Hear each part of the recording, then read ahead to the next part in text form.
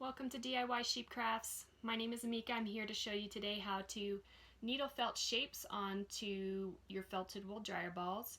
Go to DIYSheepcrafts.com to find the blog post about how to make the felted wool dryer balls. This is the bonus tutorial to that.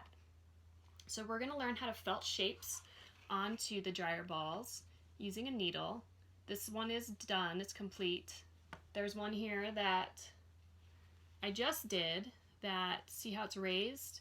So this hasn't been felted yet in the washing machine. So you're gonna have to run it through the wash when you're finished to make it look flat and nice, like that one. So this is a felting needle, and you're gonna wanna get extra tips because they do tend to break easily. And then I also have here, I got a pack of 4 of mini cookie cutters. So this is kind of a strange circle, star, a crescent, and my favorite is the heart. So we're gonna do the heart today. So we're gonna grab a ball, and this one's just been run through the wash one time in pantyhose. That'll make sense to you once you read the blog post on how to make felted wool dryer balls.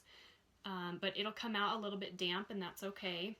You don't need to run it through the dryer before you felt on a shape. So we're gonna place the cookie cutter cutting part down, and we're going to grab some contrasting colored roving. This is white roving because it'll show up really nice on the black ball. And you really don't need very much. You can always add more if you find that you don't have enough and some of the black's still showing through. But that should be plenty. So I just push it down in there with my finger and then grab the needle and make sure that you work the fleece into the edges really well, because you want to have a nice crisp shape. So sometimes when you run it through the wash again to felt down that shape, it'll distort a little bit. So you just want to make sure that you're getting into those edges.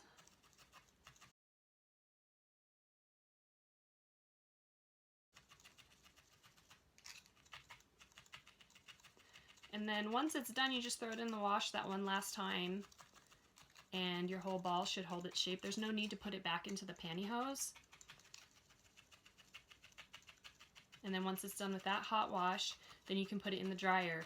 And just one cycle in the dryer on hot is usually enough to dry them.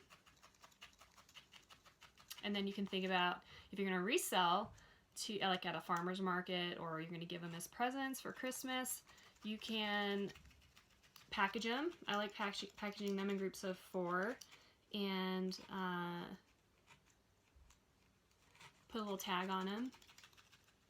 I have another blog post about what are dryer balls anyway. I have a funny story that goes along with that you can read over at DIYSheepcrafts.com. But in that post you'll see my little snippet about what dryer balls are, because sometimes people look at them and they're just, what are those for? But basically they replace your dryer sheets. And they also help to soften your fabric in the dryer. Okay, so let's see how we did. So actually this one came out pretty good. Sometimes I get some funky shapes going on if I'm not paying attention when I'm needle felting. I'm just going to make sure that the top of my heart here is a good shape, so it doesn't come out to be some strange circle. So you'll just throw that in the washing machine. It'll felt down, and then into the dryer it goes. Thanks for joining DIY Sheep Crafts. I'm Amika again, and we'll see you over at the blog.